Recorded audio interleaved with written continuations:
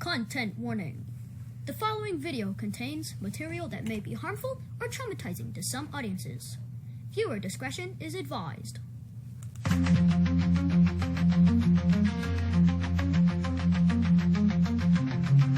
Welcome to the hit list. You can't escape your face on the news. Don't mess with fate. Locked up in prison, wood chipper running hot. Police on a mission, hope you don't get caught. Silver bracelets tight, get arrested tonight. In this endless fight, can't hide from the lies.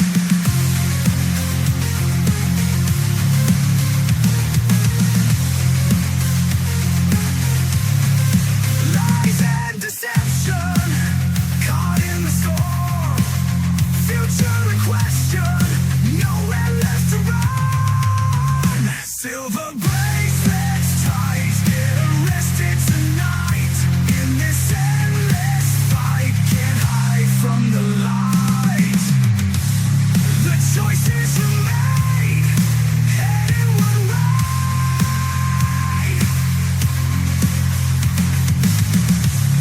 No turning back, this price to pay.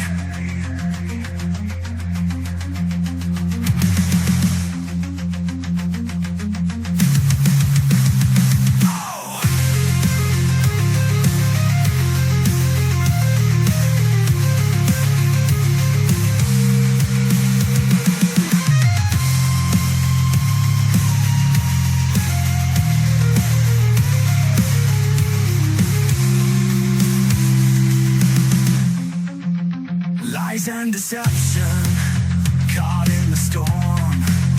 Future in question, nowhere left to run. Silver bracelets tight, get arrested tonight. In this endless fight, can't hide from the light. The choices you made, heading one way.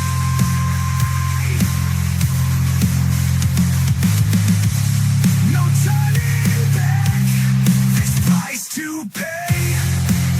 Oh yeah, no, no, yeah, yeah. The choices you made, heading one way.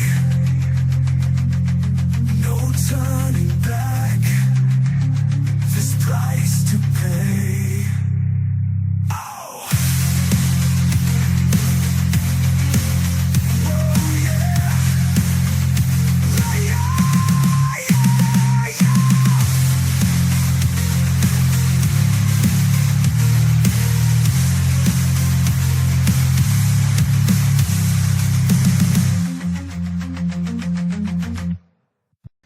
An Amarillo judge sentenced a man to 12 years in prison for indecency with a child.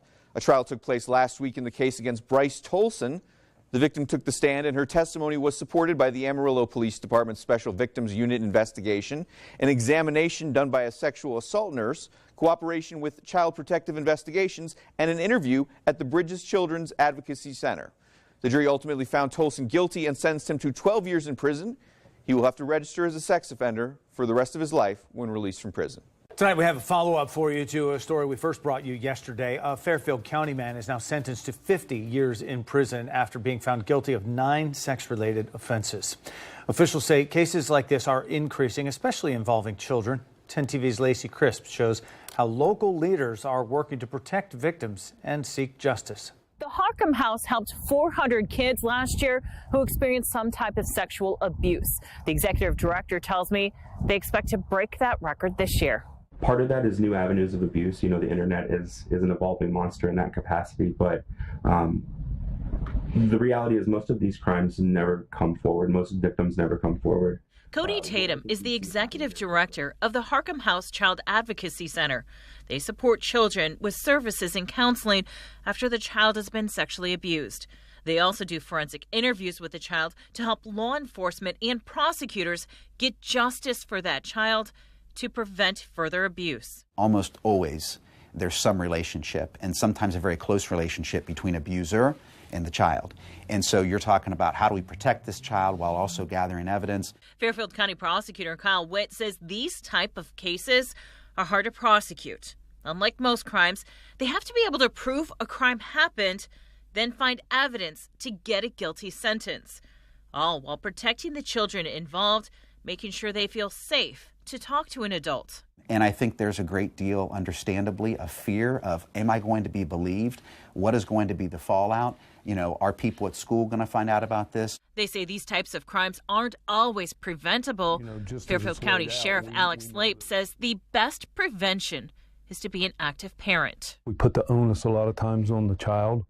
I think some of it comes back to bear on the parent to be involved and engaged with the children in their life and do things with them. We can be approachable for the little troubles that they have, handle those the right way. They're going to know where to turn when the bigger problems come along. In Lancaster, Lacey Crisp, 10 TV News.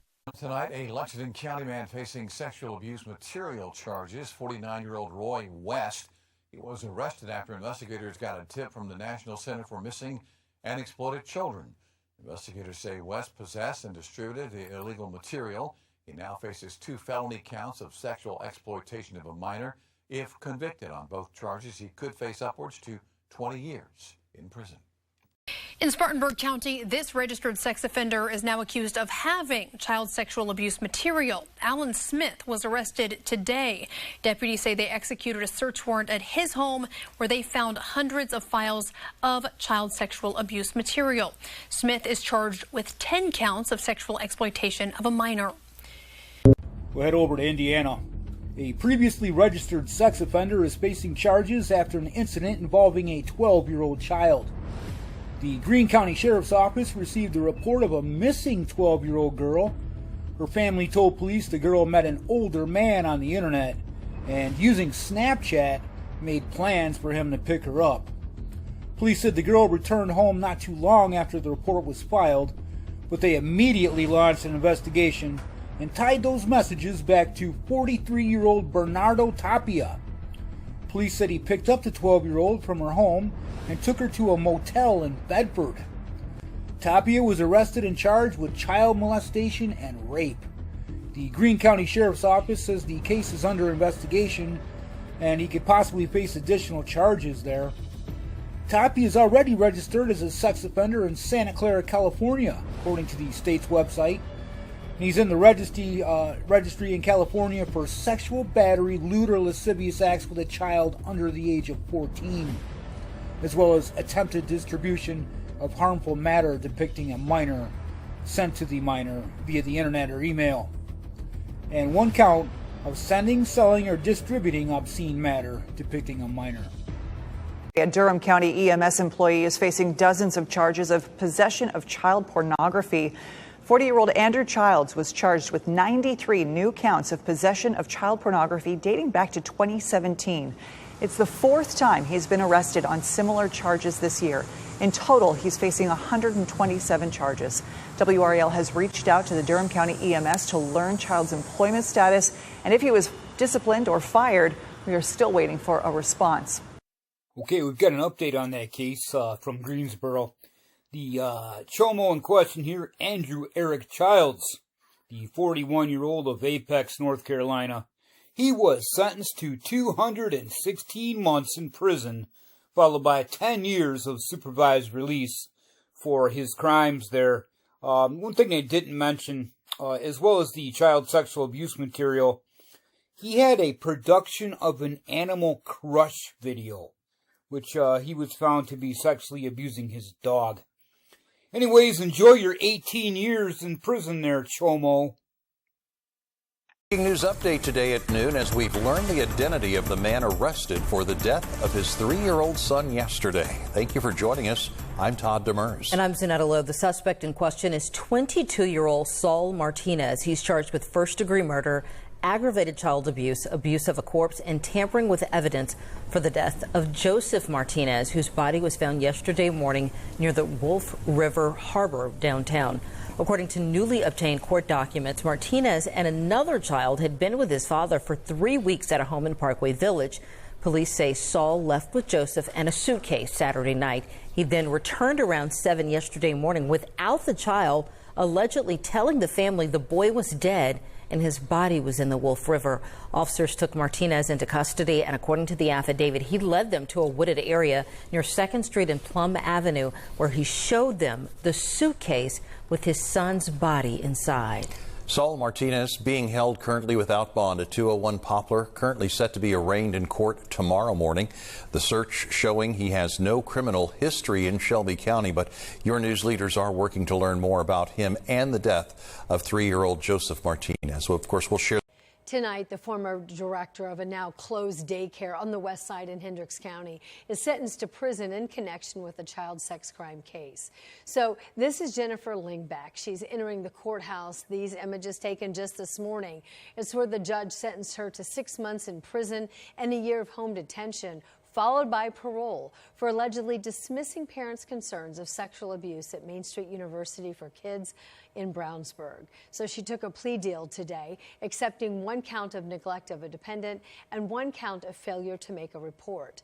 The prosecutor told 13 News there is a lesson to be taken from this case. If you don't have the backbone to speak up for children, then don't become a child care worker.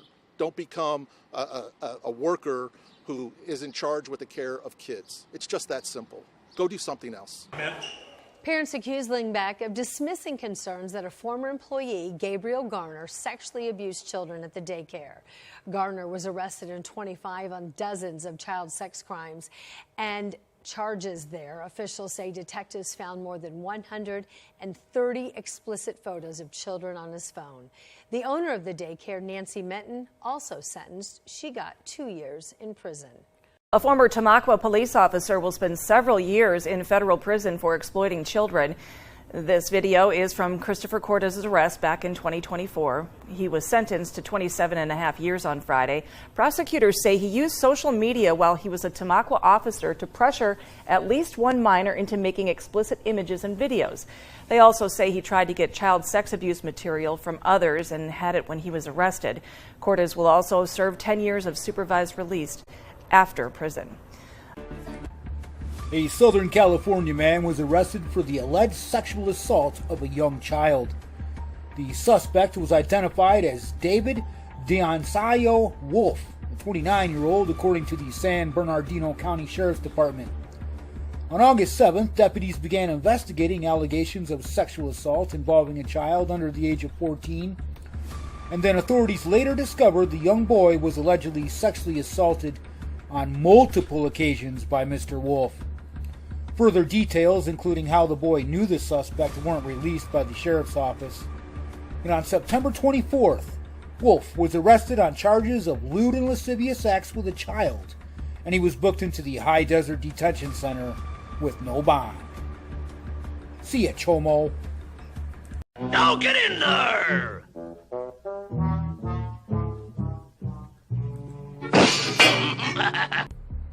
The Lake County State's Attorney's Office Cybercrimes Division and Special Investigations Division, with the assistance of the Lake County Sheriff's Office, arrested 18-year-old Johnny M. Stewart for allegedly possessing and disseminating child sexual abuse material.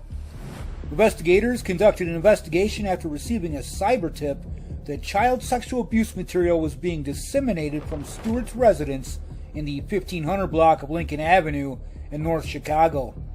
The Sheriff's Office also received the same cyber tip, and during a collaboration between both offices, investigators determined that Stewart was the perpetrator for both tips. In July of this year, the State's Attorney's Office and the Sheriff's Office executed a search warrant at Stewart's residence, and the electronic storage detection canine Grip, nice little puppy, assisted during the search and helped locate the electronic devices that he was hiding. The Cyber Lab conducted an analysis on the devices and discovered several hundred files of child sexual abuse material on Stewart's cell phone. Stewart had been charged with 3 counts of dissemination of child sexual abuse material, a Class X felony, as well as 8 counts of possession of child sexual abuse material, Class 2 felony. Stewart appeared at first appearance court this morning, and the State's Attorney's Office filed a petition to detain Stewart pending the disposition of the. The Ascension Parish Sheriff's Office arrested a Prairieville man after an online child exploitation investigation. Detectives say they began looking into James Bergeron back in April after a cyber tip from the National Center for Missing and Exploited Children. Working with the Louisiana Attorney General's office, authorities identified Bergeron as a suspect and got an arrest warrant. He was taken into custody July 17th and booked into the Ascension Parish Jail on 4 charges related to child sexual abuse material. Now to your crime first alert, a man has been charged with child rape in 2 eastern Carolina counties. The Craven County Sheriff's Office says it got a report concerning a child rape, and investigators identified Francisco Mendoza as the suspect. Officials then learned the man was also being investigated by the Carteret County Sheriff's Office for similar offenses. Both sheriff's offices tried to find Mendoza on Thursday, but the man was gone when they arrived. The 53-year-old was arrested in Wayne County with help from the U.S. Marshals on Saturday, according to the sheriff's office. Mendoza is charged with rape of a child under 13 in Craven County and statutory rape of a child under 15 and indecent liberties with a child in Carteret County. He's being held without bond. The attorney for a man scheduled to be sentenced for child sex crimes says his client didn't show up in court because he passed away. 37-year-old Eric Hankins of Lockwood was scheduled to be sentenced on child sex abuse charges May 11th. He didn't show up to court, and a warrant was issued for his arrest. On July 7th, his attorney filed a suggestion saying his client was dead and attached an obituary from a local funeral home showing he passed away June 12th at his sister's home. No cause of death was given. The next day, the court withdrew the warrant for his arrest. Hankins pleaded guilty in January to statutory sodomy and child molestation and was free on bond until his sentencing. Police arrested him November 2024 after a girl under the age of 12 said he touched her sexually on multiple occasions. A man will spend 20 years in prison for aggravated sexual assault of a child. The crime happened when the child was 10, but she only came forward years later after her parents noticed patterns of self-harm. During the trial, the victim told the jury what Williams had done to her. The jury also heard testimony from law enforcement, a sexual assault nurse, and members of the victim's family. The jury found Williams guilty, and he must register as a sex offender for life after his prison sentence. A man was sentenced to 2 life terms plus 20 years in prison for sexually abusing a child in Virginia Beach. Court documents say Marlo Simon and the child knew each other. The abuse happened between January and May of 2023. The child told a family member about the abuse. That family member took the child to CHKD, and that is when an investigation was launched. Simon was found guilty last October. New tonight, a man who played a role in the kidnapping and assault of a 13-year-old girl will spend 7 years in prison. And now we're learning another person has been charged. And a warning, the details you're about to hear are disturbing. Our Bill Miston is live in Milwaukee tonight. Bill, it sounds like today's sentencing took a turn. Yeah, at first, Davion Wilder said he was sorry for what happened nearly 2 years ago. Wilder pleaded guilty to third-degree sexual assault of a child and causing a child mental harm. But then, at the sentencing, he tried to downplay the circumstances, and the judge wasn't having it. I want to begin by taking full responsibility for my actions and express my sincere remorse. Davion Wilder, known as Fat, pleaded guilty to sexually assaulting a 13-year-old girl. The girl ran away from home in November 2024. Wilder's cousin Antonio Randolph eventually picked her up. She was held in a basement and sexually assaulted. Wilder admitted to sexually assaulting the girl in the back of a car. Knowing that the people I love will suffer because of my action is a weight I will never forget. Mr. Wilder, the person that suffered the most is the 13-year-old that you raped. You're not suffering. You may be suffering if you go to prison, but you raped the 13-year-old. She feels like it was her responsibility to tell these adult men that what was happening was wrong. How old's your oldest girl? 8 months. I don't want this to happen. It'd be tragic, but you okay with her being raped in 12 years? No. Really? Why? Because no kid should be raped. Really? The judge was in the middle of handing down the sentence when Wilder's attorney interrupted. This is a bit unusual, Mr. Harris. I usually rehearse these as a solo act. The attorney told the judge his client called the girl's family and told them where she was, something the state denied. From my understanding, she was 19, she had her ID, and y'all charging someone else with this. What I got out of that is the defendant is taking no accountability for his actions, is completely remorseless, doesn't care at all about this victim, and is, if anything, going to snub his nose at the state, the court, and most importantly, the victim. So Wilder was one of two people charged in connection with this girl's sexual assault. His cousin, Antonio Randolph, was sentenced last fall to 15 years in prison. But at sentencing today, we learned from prosecutors that a third man is now charged with also sexually assaulting this girl. 32-year-old DeVille Quinn is charged with second-degree sexual assault, and he's currently out of custody on a $20,000 bond. His attorney tells me he's not commenting. Reporting in Milwaukee, Bill Miston, Fox 6 News. Bill, Judge Borowski is not shy ever about speaking during the sentencing, but it was kind of unusual to see this back and forth where he was actually having an exchange with Wilder. Well, having been in Judge Borowski's courtroom for a number of years and been there for a number of sentencings, it's not uncommon, whether it's in Judge Borowski's courtroom or sometimes in other courtrooms, if a defendant is talking or being asked a question of the judge, for the defendant to respond. So I wouldn't necessarily call it uncommon or out of the ordinary. All right.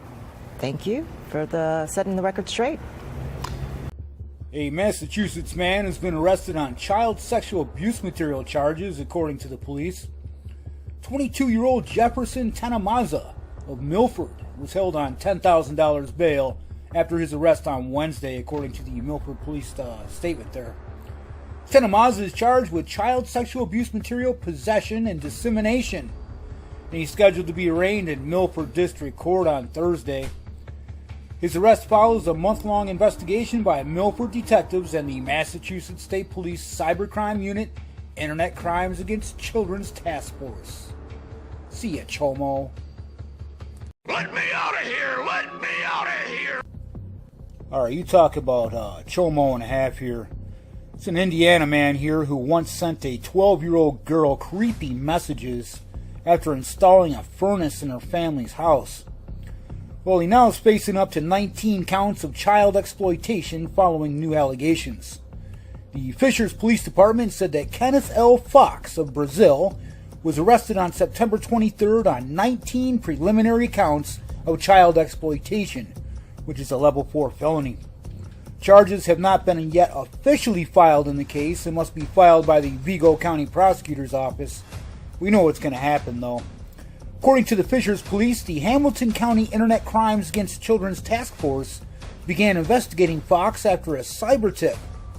Investigators ended up accessing several social media accounts tied to Fox, which allegedly contained numerous files of child sexual exploitation material. Police said that during the investigation, it was also discovered that Fox was the target of another Texas police investigation due to him already allegedly planning to travel to Texas to engage with sexual acts with another minor. Fox is currently being held in Montgomery County Jail in Texas. People are behind bars in Pearl River County after a 14-year-old is found pregnant. Deputies arrested 27-year-old Dawson James Brown for statutory rape, 2 counts of sexual battery, and human trafficking. His mother, 54-year-old Sabrina Brown, was also arrested for conspiracy to commit tampering with evidence, attempted tampering with physical evidence, and child neglect. Investigators say Child Protection Services alerted them in late June that the teen was pregnant. She bonded out over the weekend. Dawson Brown is still in jail. Deputies are also asking the public not to share anything that could identify the juvenile victim. Breaking news is first at 10 tonight. A child sex predator in Panola County, Mississippi, has been sentenced to 32 years in prison.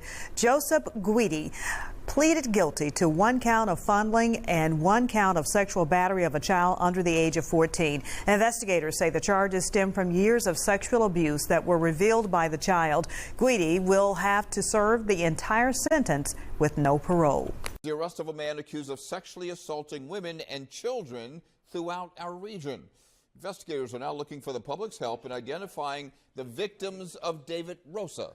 According to authorities, Rosa kept a record of them on his devices. And officials say that in those images and recordings, some of the women appear to be unconscious and others are children under the age of 10. Authorities believe Rosa met the victims while working as a painter and a handyman. Action News reporter Trish Hartman is live with the latest on the investigation. Trish. Well, Rick, you're about to see multiple photos of the suspect because authorities say his appearance has changed over the years and they believe he has been doing this for quite some time. They want to know if anyone has spent time with David Rosa or hired him as a handyman as they attempt to locate more victims. It is one of the most terrifying sexual assault cases that we have come across in some time.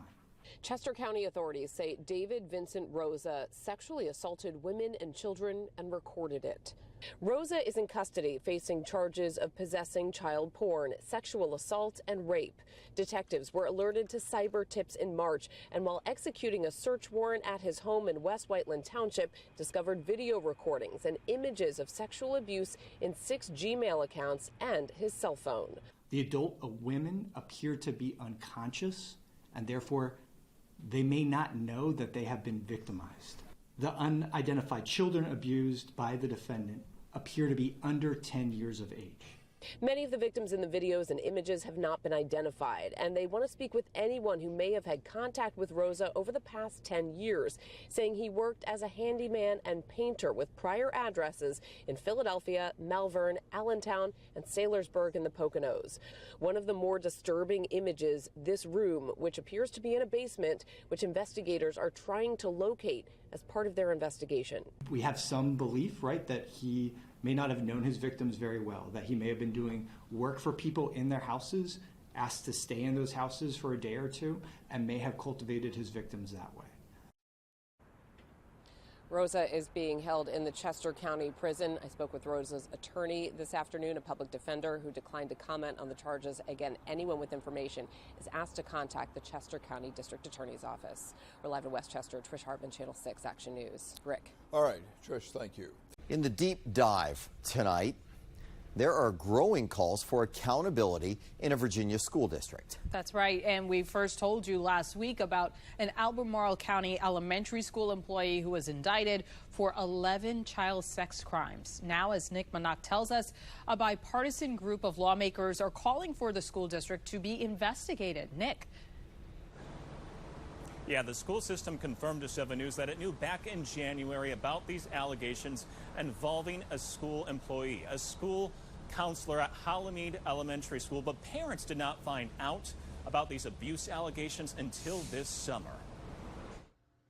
A Republican congressman and 3 Democratic state lawmakers say Albemarle County Public Schools needs to be investigated. The district confirmed to 7 News it knew elementary school's social emotional learning coach Michael Sweeney was accused of abusing children, but parents didn't find out about it until 6 months later. Val Green says her granddaughter was in the 3rd grade at Hollymead Elementary this past school year when her granddaughter met one-on-one with Sweeney in his office. Although her granddaughter hasn't reported being inappropriately touched, Val's alarmed the district wasn't transparent about what allegedly happened to other students. Betrayed makes me feel very disgusted and not want to even trust any school district for that matter if something like this can be swept under the rug this long. 3 members of the Virginia General Assembly sent a letter to the Albemarle County School Board calling on them to conduct a so-called independent investigation into how the school system handled the situation. But Val doesn't trust the school board to conduct an independent investigation. It would be pretty much hiring someone to investigate yourself. She prefers that the state launch an investigation like it did in 2022 when the Attorney General's office investigated how Loudoun County Public Schools handled school sex assaults. The investigation resulted in the former school superintendent and another school employee being indicted. Congressman John McGuire sent a letter to Governor Abigail Spanberger and Attorney General Jay Jones requesting a similar investigation. There's been a cover-up. The most valuable thing is our children. And I want to know, when did this happen? When did people know it happened? When anyone withholds any information from parents, the public, I feel like they're just as wrong as the perpetrator itself. Now, the school system tells 7 News that when they first learned about these allegations back in January, they immediately put the school counselor on leave and notified local police about what allegedly happened. And I asked the school system, why did it take them so long to notify parents? They told me they did not want to obstruct the integrity of the police investigation. Back to you. Nick, what about the school board? What actions, if any, have they taken so far? Yeah, in recent weeks, the school board asked the superintendent to resign. He did, and so did the elementary school principal. But some parents and lawmakers 7 News has spoken to say that's not enough. They want the state to investigate, to get to the bottom of this, to also find out if the school board members, in fact, didn't know about this. Reporting in Arlington, Nick Minock, 7 News. And 7 News will keep you updated on this story. You can find responses from the school district, school board, and Governor Spanberger on our website, WJLA.com.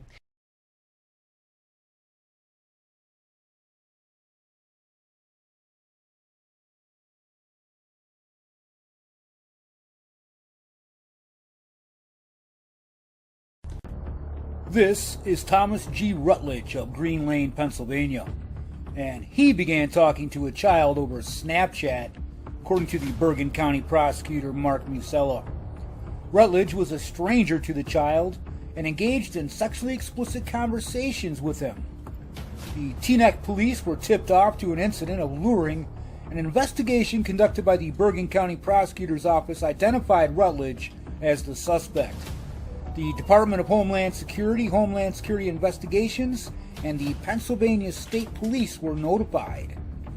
Rutledge was arrested at his house on Tuesday, September 24th, and was charged with second-degree luring and third-degree endangering the welfare of a child, and remanded to the Bucks County Correctional Facility in Doylestown, Pennsylvania, pending extradition to Bergen County, New Jersey.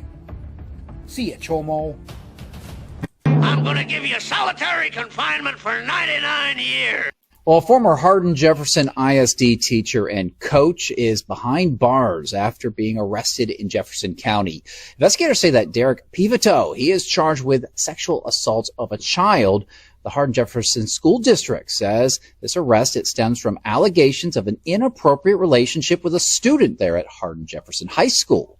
District leaders say that he worked there during the last school year, but he's no longer an employee there at the district. They've also notified the TEA, Texas Education Agency, and Child Protective Services. Investigators, they're now asking parents or students if they have any information to contact the Jefferson County Sheriff's Office. Pivoteau, he had recently been hired by Jasper ISD as its head boys track coach, defensive coordinator, and special ed teacher. The case, it remains under investigation. Now to your crime first alert, a man has been charged with child rape in 2 eastern Carolina counties. The Craven County Sheriff's Office says it got a report concerning a child rape, and investigators identified Francis. Identified. I love it. Identify and fry. Francisco Mendoza as the suspect. Officials then learned the man was also being investigated by the Carteret County Sheriff's Office for similar offenses. Both sheriff's offices tried to find Mendoza on Thursday, but the man was gone when they arrived. The 53-year-old was arrested in Wayne County with help from the U.S. Marshals on Saturday, according to the sheriff's office. Mendoza is charged with rape of a child under 13 in Craven County and statutory rape of a child under 15 and indecent liberties with a child in Carteret County. He's being held without bond. New here at 6, 37-year-old Glenn Baker of Eustis was sentenced to 2 consecutive 20-year prison terms for indecency with a child. The Henderson County District Attorney's Office says Baker self-reported to the Henderson County Sheriff's Office while accompanied by 2 church members. A child later reported multiple instances of sexual touching that allegedly happened 5 to 6 years earlier. In Putnam County, deputies announced the arrest of a local registered sex offender and his son. Deputies searched the home of Gary and Dylan Custon on July the 9th. They say they received a tip from the National Center of Missing and Exploited Children. Authorities say they found illegal material involving babies and toddlers on Gary Custon's phone. Both men face several charges. Our area has far too many arrests on child porn and child sex abuse charges. I'm sure you'll agree with that. And today there's yet another to report from Bath. A report shows that New York State police investigators found more than 1,500 child porn files on 32-year-old Daniel White's electronic devices. Investigators say they were of child sexual abuse. White is now charged with possession of a sexual performance by a child. He was taken to the Steuben County Jail after his arrest. He is now free on bail.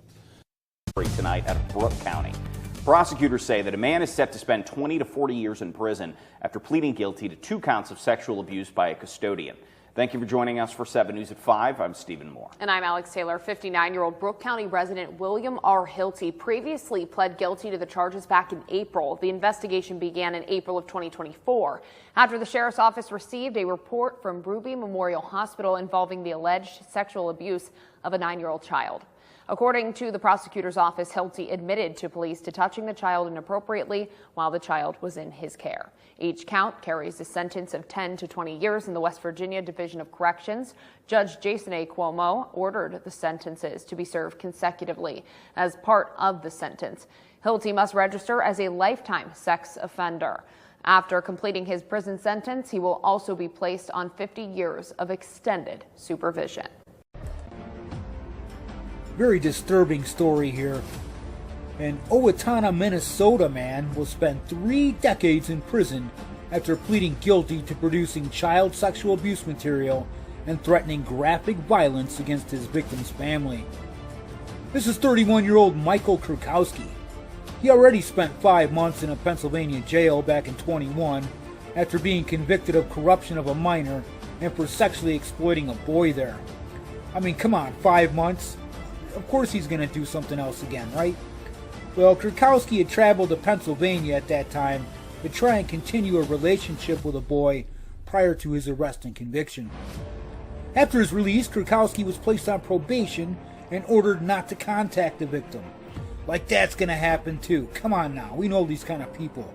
Because later that year, law enforcement began investigating Kurkowski's online communications regarding sexual exploitation of another minor.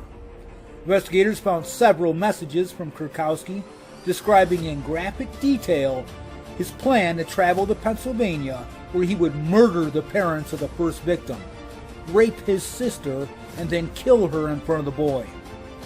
The following February, investigators learned Kurkowski bought a bus ticket to the Harrisburg, Pennsylvania area where the first victim and his family lived. But FBI agents tracked Kurkowski down to a bus stop in Toledo, Ohio, where he was arrested. According to court records, Kurkowski had handcuffs, tape, a taser, a knife, rubber gloves, and face masks with him. His phone search had terms in it including man kills family of 5, countries that don't extradite to the United States, how to subdue a person, and the best knives to kill and murder. Unreal. Kurkowski pled guilty in February.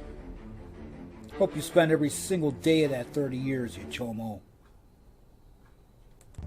In February of this year, Kevin M. Fox, a 30-year-old from Madison, was arrested by the Madison Police Department for 2 counts of possession of child sexual abuse material after investigators received a cyber tip regarding Fox's online activities. As part of Fox's February 2024 arrest, investigators obtained warrants to search Fox's electronic devices. And then late last month here, a new investigation was opened into Fox after investigators discovered evidence of child sexual abuse. A warrant was granted for Fox's arrest out of the Jefferson County Superior Court. And on October 1st, Fox was apprehended in Bedford, Kentucky by the Kentucky State Police. Fox is currently housed in the Oldham County Detention Center where he awaits extradition to Jefferson County. Mr. Fox here was arrested on the following charges: 3 counts of child molestation, a level 1 felony, 3 counts of production of child sexual abuse material, a level 4 felony, and 5 counts of sexual misconduct with a minor. And he's sitting there on a $250,000 bond.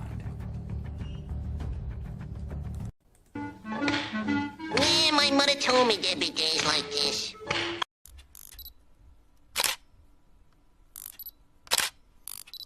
Tonight, a church being held accountable this evening by a congregation after community members say the pastor has been allegedly covering for a registered sex offender. ABC 15's Kara Risk has attended that heated meeting and joins us now live. Church volunteer Warren Perry was charged in 2023 with 2 counts of sexual exploitation of a minor in the 3rd degree after committing the crimes in 2020. Next to a child in a bathing suit. He's standing next to a child in a bathing suit.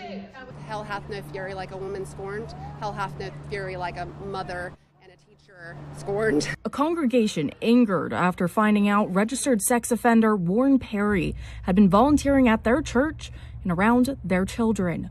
The pastor, during tonight's meeting, explains his reasoning for keeping the knowledge behind closed doors since 2020. Mr. Perry's conviction was known to me, to several leaders within our church, to our church staff, and to the leadership of Python. The county was aware that he was volunteering on our campus, which includes the school, and we're given a list of our restrictions as well.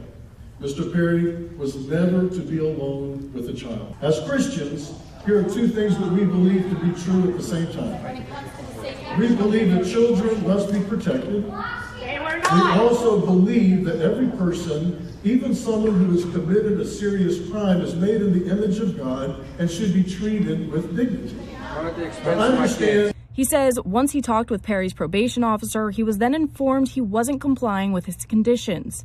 But a teacher at the school connected to the church tells me Pastor Don Williams and the director of the school has silenced those who come forward after knowing Perry has been around the children. She's put us in positions, encouraged us to do things for him. Our children sing happy birthday to him. She explains how the conversation went with her pastor. I said to him, Don, this is really bad. We can't have a registered sex offender working around our children. This is very dangerous. And he said to me, you don't want to be the type of Christian that would spread this information. And that was the nail in the coffin. When you use my Christianity against me. And a mother concerned for her child's safety says she's pulled them from the school. Church leadership, including the director, has continually said that he has no contact with the children and that he only works before school hours and after school hours. But I think we've got at least 100 eyewitnesses in the school that can prove that's not the case, including my children.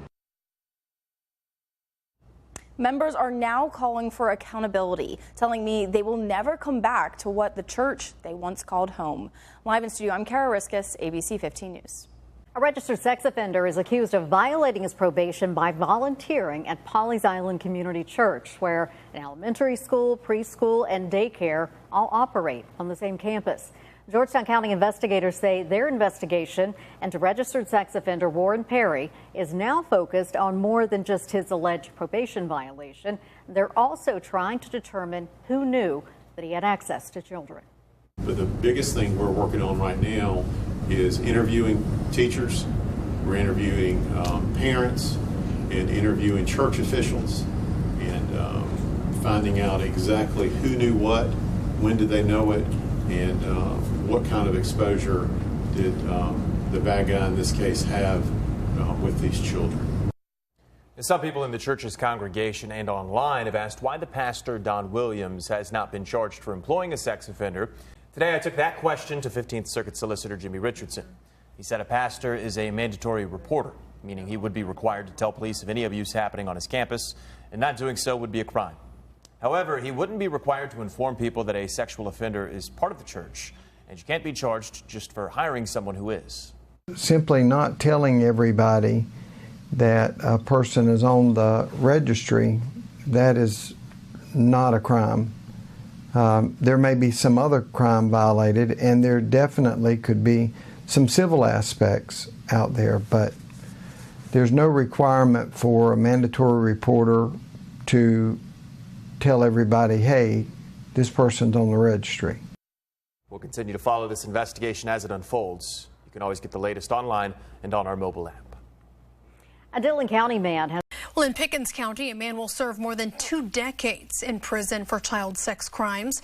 Donald Moore was found guilty of criminal sexual conduct with a minor on Friday. Deputies say Moore sexually abused a 7-year-old in 2022. He was sentenced to more than 25 years in prison, and he will be required to register as a sex offender and wear an ankle monitor for the rest of his life. A man is behind bars for allegedly sending explicit pictures and videos to a child in Putnam County. Matthew Hooper was arrested for sexual exploitation of a minor. Investigators say he used Snapchat to send and receive sexual videos and photos of himself and a minor girl last month. The child's grandmother found that explicit content, and she contacted law enforcement. A Berkeley County man has been sentenced to life in prison after being found guilty on 6 charges of child sexual abuse. Investigators say 50-year-old Joseph Truesdale Sr. has repeatedly abused a child starting from when they were 6 years old. Truesdale testified on his own behalf. The child's mother allegedly tried to force the child to take back their abuse claims. She eventually pleaded guilty to obstruction of justice. Wisconsin. 3 people were arrested on child sexual abuse material charges after investigations by the Coulee Region Children's Internet Protection Task Force. On October 2nd, members of the task force conducted search warrant investigations into the possession and distribution of child sexual abuse material.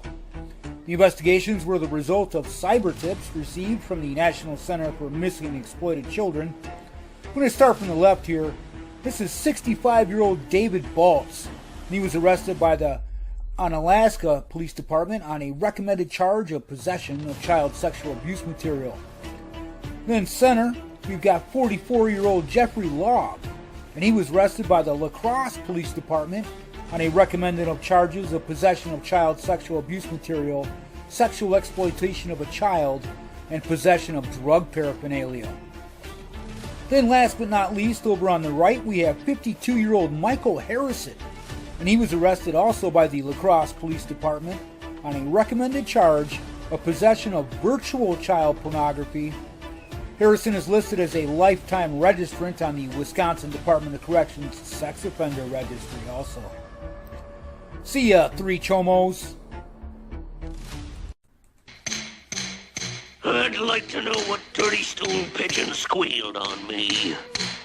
California.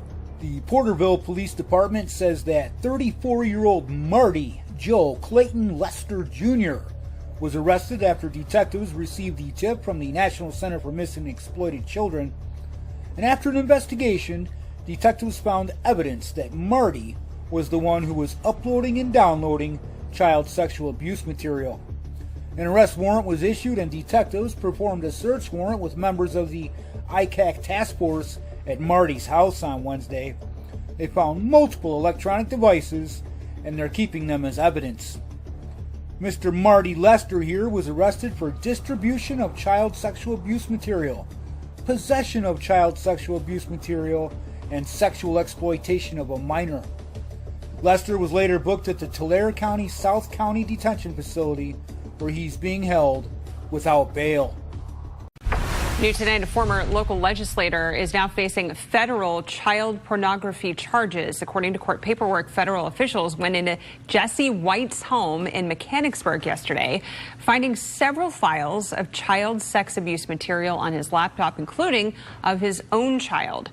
Now, White allegedly told agents he used Telegram and the Tor browser to access that content.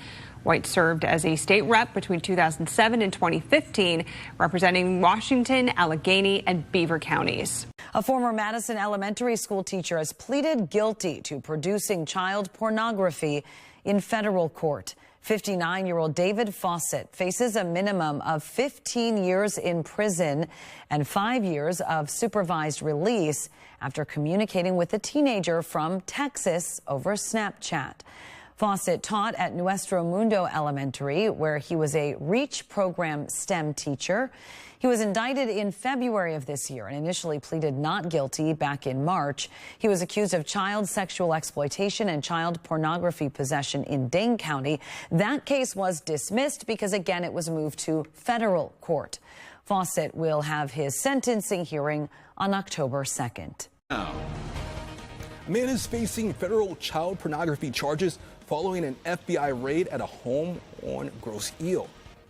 Thanks for joining us at 6. I'm Will Jones. I'm Pamela Osborne. Investigators say cyber tips from Google alerted them to the online activities of Michael Wendt, and that led them to a home on the northern half of Grosse Ile.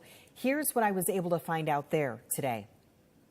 It's been 24 hours since federal and local detectives executed a search warrant at this Thoroughfare Road home in Grosse Ile. We stopped a man and woman leaving the home. We have nothing to say. But they weren't interested in speaking. Records show this is the home where 38-year-old Michael Wendt lived. According to court paperwork filed today, his online activities were flagged by Google cyber tips. Court records say Google reported multiple uploads to the National Center for Missing and Exploited Children. Investigators say 11 of those files met the federal definition of child pornography. According to court records, Wendt's phone number, email, and IP addresses were linked to the recent activity. A search warrant was issued and carried out the same day.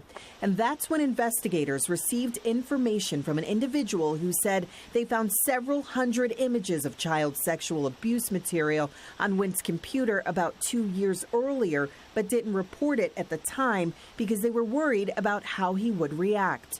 Wendt was later taken into custody during a traffic stop where investigators seized and searched his phone. The lead investigator on the case telling the court a manual review of the device revealed several hundred pictures of child porn, some which match the cyber tip photos, others depicting the assault of minors of all ages, including infants. Authorities say when they opened Wendt's web browser, they found tabs of child porn websites still open and screen grabs of pictures from those websites in his camera roll. He's been charged with 3 crimes related to the discoveries.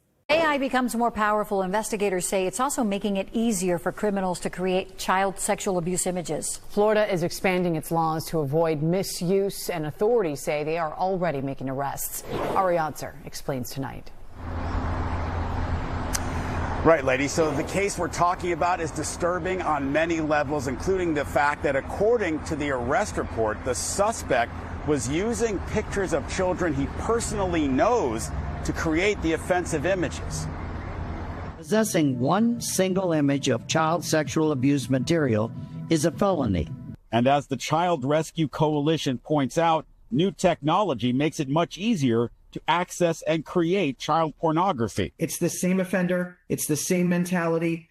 We're just fighting it on a new front now. Case in point, BSO detectives arrested Ray LeCarrique for allegedly creating child sexual abuse material using the Grok artificial intelligence platform. You can create anything with AI. AI-generated abuse material isn't harmless just because it's synthetic or AI generated. According to the arrest report, LeCarrique's images all seem to be derived from a single image depicting an approximately 5-year-old female laying on a bed. However, each reported file is an alteration of this image to create new images depicting child pornography. University of Miami professor Stuart Pardo is a lawyer who deals extensively with AI-related cases. People are going to do bad things. They always have. What AI is doing is creating a whole set of different types of use cases and scenarios that further enable this conduct. Florida's new AI law is designed to cover various scenarios. Whether it's a real child or an AI-generated image of a real child or any created child, it's still the same penalties under the law. And that was Greg Schiller from the Child Rescue Coalition. It's a South Florida nonprofit that helps law enforcement catch online predators. As you heard, he loves the new law, but he says the real responsibility to protect children lies with parents. Make sure you know what's on your kids' phones. Make sure you teach them never to trust anyone who reaches out to them on social media. And as for this case at hand, the suspect's lawyer tells me that his client has suffered from mental illness his entire life. He's brain damaged literally from birth, and that, he says, could affect the outcome of this case and where it is eventually tried. We are live at the courthouse in Fort Lauderdale. Ari Odzer, NBC6 News. A Parkland man is free on bond, accused of a terrible crime, child pornography. BSO says he used a popular app, but his family says there's more to this story. CBS News Miami's Joan Murray is your reporter in Boca Raton tonight at the organization dedicated to stopping child predators. Joan. And it's called Child Rescue Coalition, and we came here to get some more insight because AI is such a problem, and with school starting up shortly, parents really need a lot of information on how to protect children. So you're going to hear from the CEO shortly, but also you will hear from the father of this man accused of this terrible crime. 25-year-old Ray Lecarique is accused of 11 counts of child pornography. Law enforcement said they received a tip through XAI, commonly known as Grok, and that it showed images of a 5-year-old altered depicting child pornography and 5 to 9-year-olds engaged in sexual conduct. Yeah, this is a tremendous injustice. We spoke to Lecarique's father and attorney over the telephone, who told us Lecarique is physically and mentally challenged, that he has the capacity of a 4th grader, and they say he is a victim. We're seeking help, and we're going to make sure that we follow through with everything that we have to. We're hoping that the state attorney's office does the right thing under the circumstances. If you look at the court docket, you'll see the motion that we filed outlines a lifelong history of physical and mental disabilities. Our technology has led to the arrest of more than 17,000 online predators. Greg Schiller is CEO of Child Rescue Coalition, a nonprofit building technology for law enforcement to hunt child predators. He's a former prosecutor. We asked him what parents can do. You have the availability to not let your child download an app without your permission. Somewhere along the line, parents forgot that talking to their children and really having that open dialogue and conversation is the key to prevention. Talking to your children is so important, and I asked Greg Schiller what would be an appropriate age. He said things are very different today. Maybe a child as young as 5-year-old can understand because of exposure to AI and the internet. As for Lecarique, he is free on bond, and his father told me they intend to firmly fight these charges. In Boca Raton tonight, Joan Murray, CBS News, Miami. Joan, thank you. One for a rainbow, one for Amanda. Who you playing with, sweetie? Amanda. Oh, who are you? I'm Amanda. I'm 6, and I love unicorns. Sexual predators are seeking kids online. We don't know Amanda. Learn how to report abuse at end-violence.org/protect. When a child experiences trauma, they can be stripped of their ability to imagine. But imagination is colors. All the colors. Imagination is freedom. And whatever you want it to be. But a child without imagination is not a child at all.